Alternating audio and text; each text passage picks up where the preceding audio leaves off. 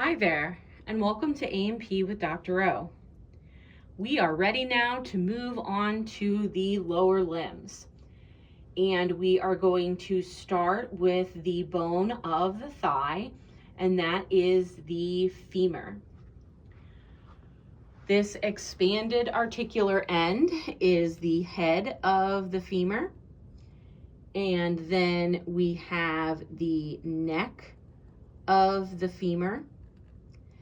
And the femur is going to have two trochanters, and a trochanter is a large rough projection. We have a smaller one known as the lesser trochanter. And then we have this larger one, which is the greater trochanter.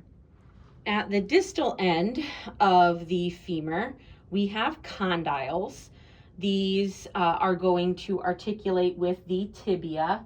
Remember, condyles are smooth, rounded, articular processes. We have one that's medial and one that's lateral. The head of the femur is medial. That means that this would be the medial condyle, and then this would be the lateral condyle.